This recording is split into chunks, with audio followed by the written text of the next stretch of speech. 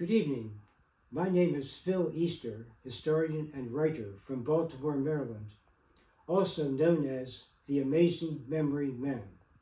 Recording tonight on Wednesday, April 1st, 2026. This is story number 89 on my YouTube channel, which is Phil Easter, the Amazing Memory Man, sharing stories on many subjects since December 2021.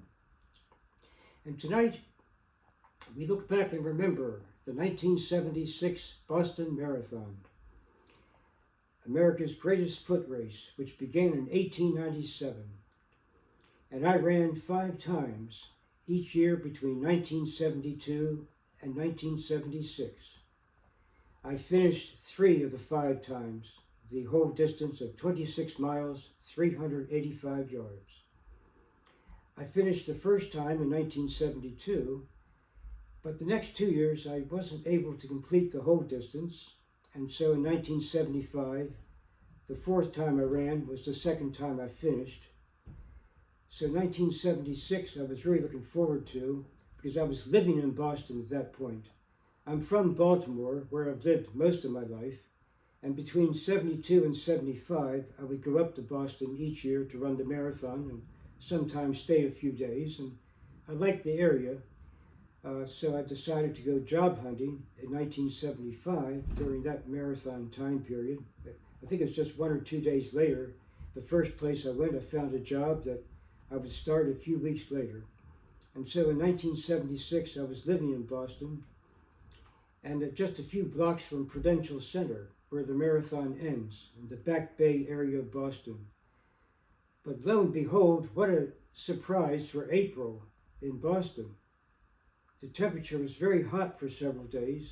On Easter Sunday, April 18th, it was in the 90s.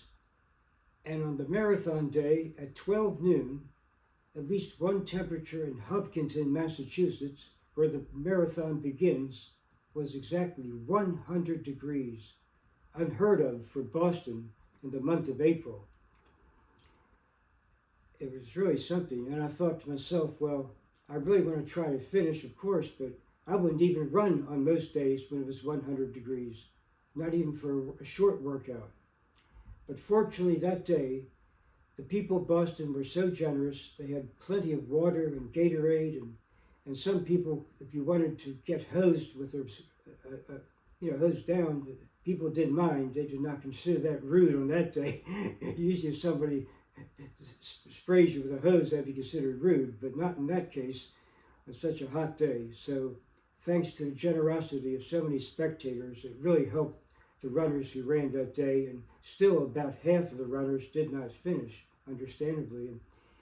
And I knew I dropped out those 2 years when it was even cooler than, maybe 70 degrees or something, but fortunately my determination was very great. I was never more determined to finish a run in my life. A combination with so many generous spectators, I was able to finish, but it was my slowest time ever. Of the 8 marathons I finished in my whole life between different cities, and this was the 3rd time I finished Boston, and I was very happy to do so. All the times were slower than the year before. The winner, Jack Fultz, was from Georgetown University in Washington, D.C. His time was 2 hours and 20 minutes, amazingly good under those conditions. The year before, Bill Rogers won in just under 2 hours and 10 minutes. He did not run that year because the Olympic trial marathon was the next month of May. He wanted to be well rested for that, so he could make the team that went to Montreal for the Olympic Games later that summer, which I also attended, the 1976 Montreal Olympics, and enjoyed that very much. But on that day, April 19th, 1976, the hottest day in the history of the Boston Marathon, about half the field could not finish, and usually somewhere around 80 to 90% of the runners do finish. But that day, about 1 in 2 people could not, and those who did, but what a memory. And I was talking a few days later, I went to a bar to celebrate. I couldn't go out that same night, I was just so tired. And a bartender who had run the marathon himself 20 or 21 times. He was a gentleman in his 40s. I was just 23 at the time. And he said to me, you finished the race? That's fantastic. This first beer is on me. That was very nice of him. And I said, well, Tom Leonard, his name was, and he finished every marathon in his life before that day. But that day he had to drop out, but understandable. But he did finish about 20 times. So hats off to Tom Leonard, a nice gentleman bartender at the Elliott Lounge in Boston at that time. But a special memory of finishing the Boston Marathon in the bicentennial year of our country.